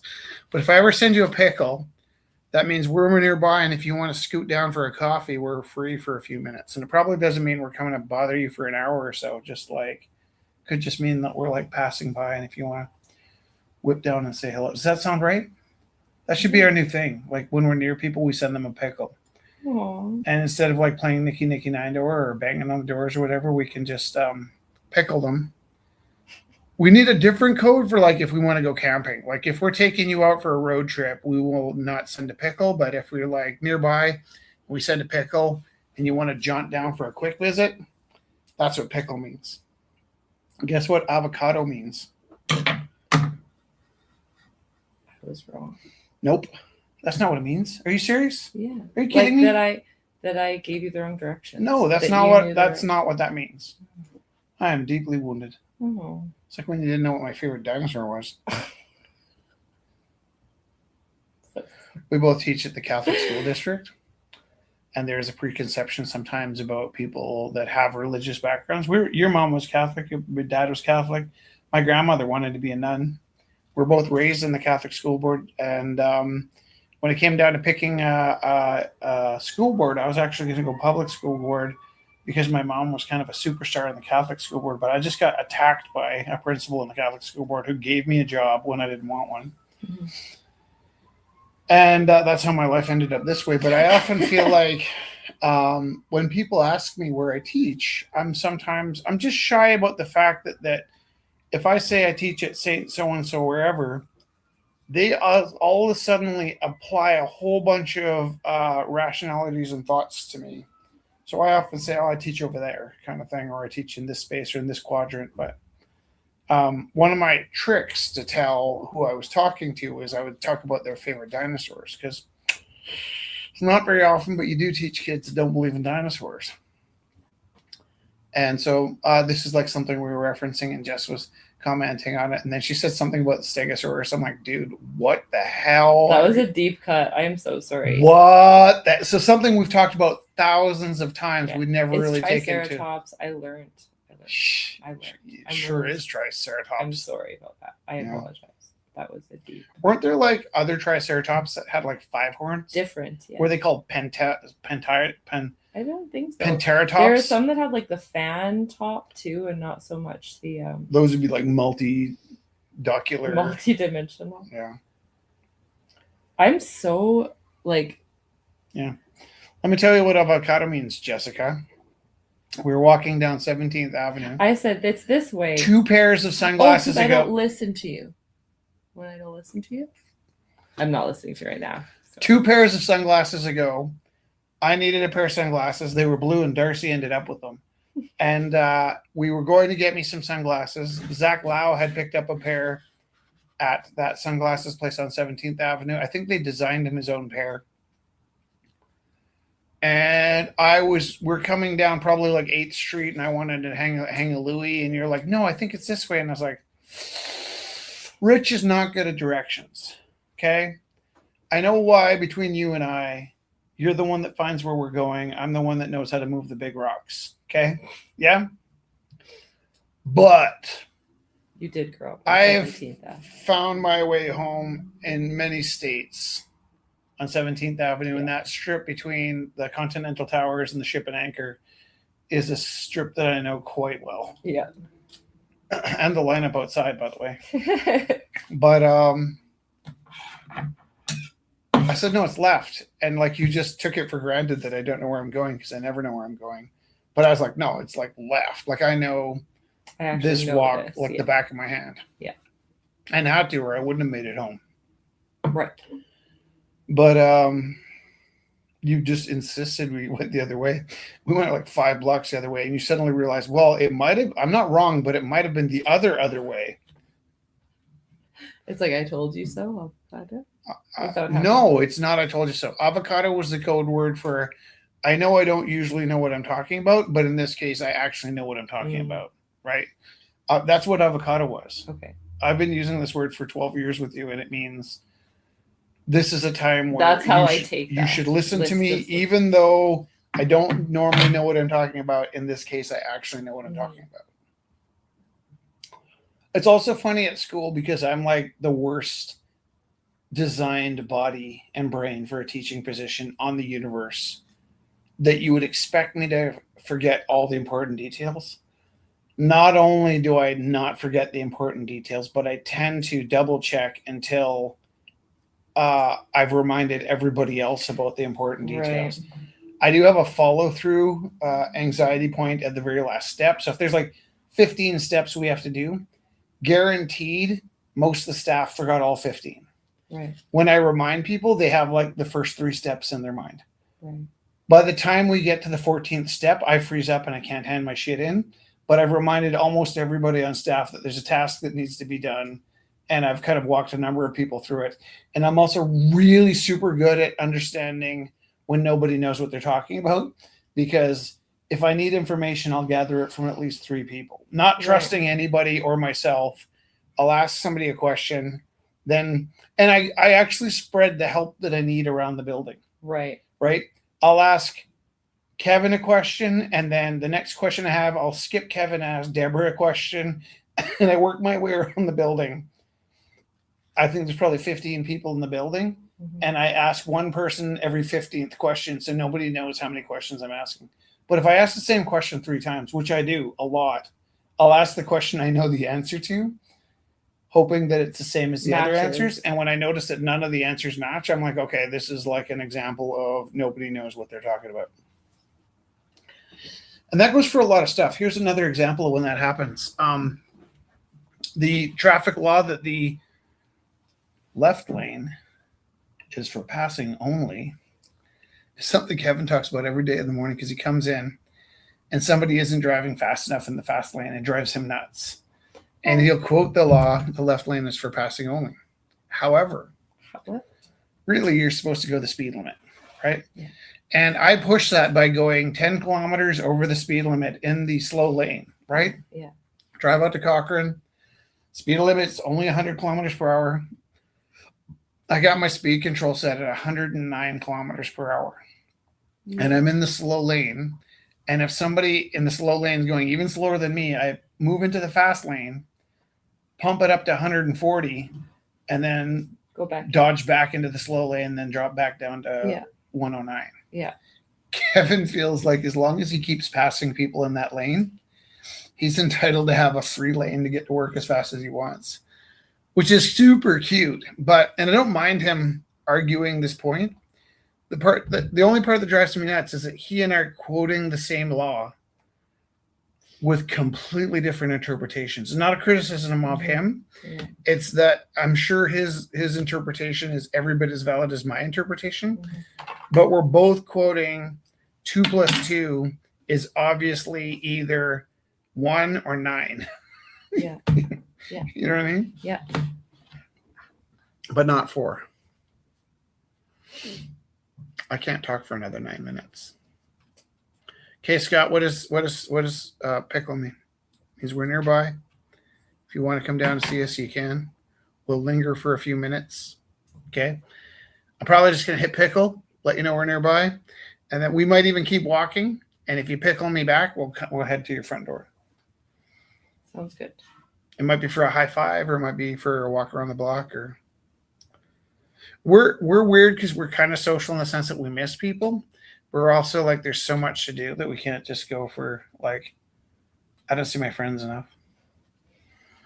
I do sit online talking for 2 hours a week.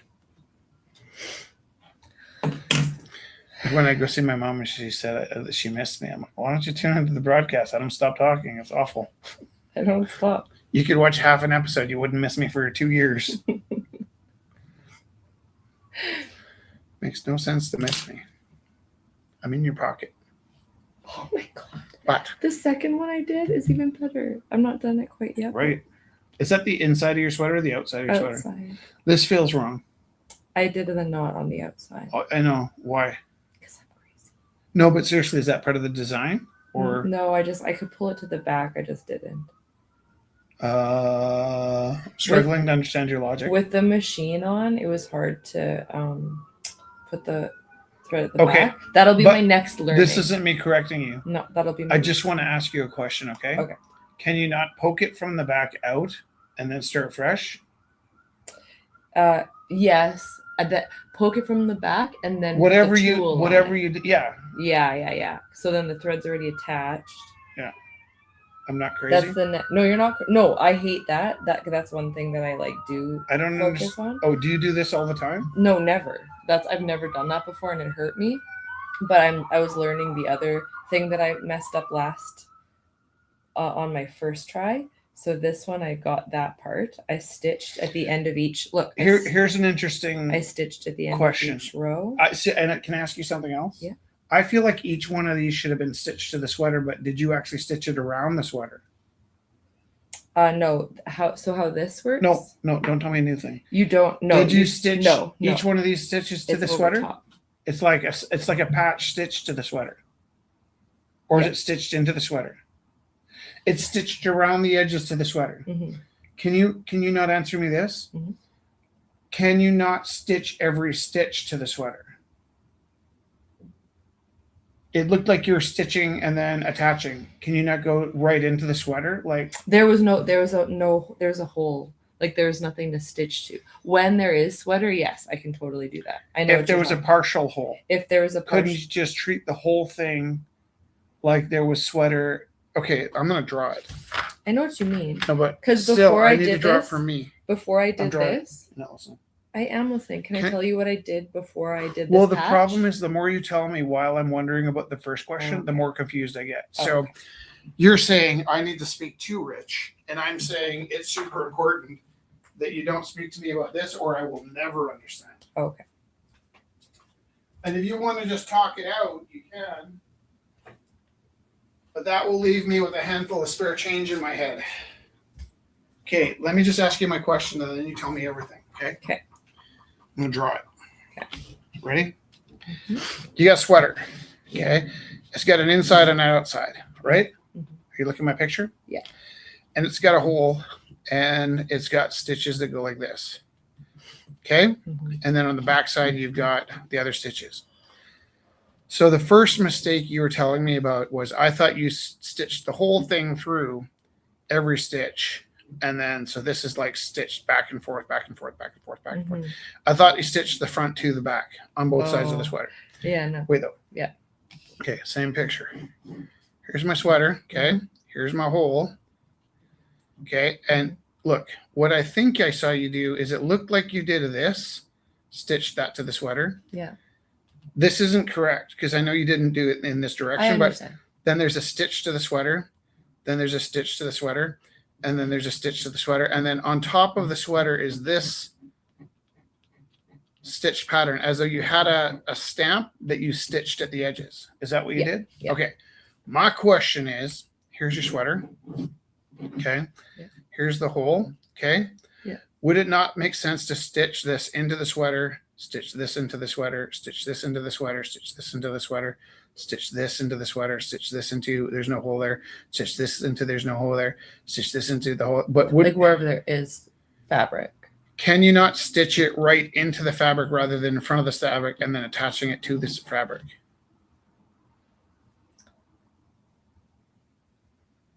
Or Yes. am I understanding what you're doing wrong? No, you're not understanding it wrong. I'm Okay, just it would learning, make more so- sense to me if it was stitched and Attached woven all the way through to to it. what's left Yeah. Yeah. instead of having it tacked to the edges. Yes. Yeah. Because you could have stitched this independently and then sewn it on, No, because then in theory. in theory, It wouldn't be that different than what you have. I guess in theory. But could you not have just like woven it into the sweater?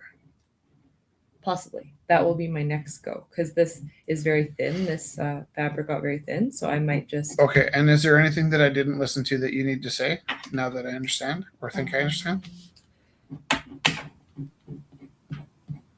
No, because you understood that where there's no fabric, I can't stitch into. So that was You could what I- stitch where there is, where there is fabric. and then Yeah, it'll yeah. just stitch into nothing. Yeah. So if this was 3D, which it's not, if it was like this, Jesse, Yeah. can you go like through it, through it, and I know it's not like in a maze situation. Yeah. But like however you do it. Yeah. Can you not stitch it as though it's going into the sweater, and when there's no sweater, it just stitches into nothing? But then you're actually stitching into the other pieces too, right? Yeah. That makes way more sense to me. I'm going to try it with my next one. I wish I had words for what I'm trying No, to say. I understand. I understand. I know, but what are the Show- words? I want to show the people my. What do you think the words are for what I'm trying to say? It's just kind of integrating as much of the sweater as you can into your stitch. So then the knitting, the weaving is like connected rather than on top of. Right? Yeah.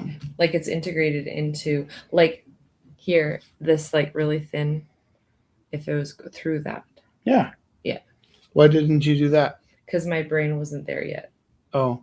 I was like, But would most people do that? I don't know. Like that's not how they do it on the instructions. But I think we're artists more than craftspeople. So we're thinking about like different things. Because that's like from a crafts person. That's like, right? Like, look, there's fabric behind. Yeah. How much more work would it be to stitch into the fabric?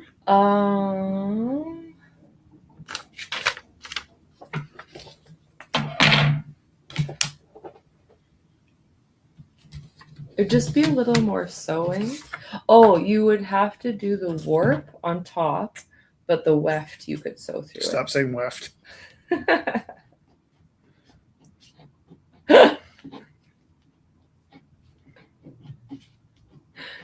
I'm happy I stitched those holes in my sleeves. And guess what, Rich? What? I can do our socks now instead of like throwing them out. Oh, that's not even what I'm excited about. Look how cute. Can I tell you what I'm excited about? What? I'm excited about the fact that in 15 years, my hoodie Yes. When it wears out, you'll be able to fix it. Look, I still have a hole here. Let's see. That's a different thing. Huh. But isn't it nice? So how is this different? You did this on a fabric. That's and just stuck it in? embroidery, and I sewed it into And, my yeah. and that 'cause doesn't fall apart. It was a big hole. This looks nice. I just wonder why it's not stitched into the Yeah, what's left of the sweater. it's literally just because I don't know. I'm learning. Mm-hmm. So yeah, this I did an embroidery and I sewed it from behind. But look, the fabric still thins. Guess what? 9 o'clock. Shutting her down. We love you. Thank you.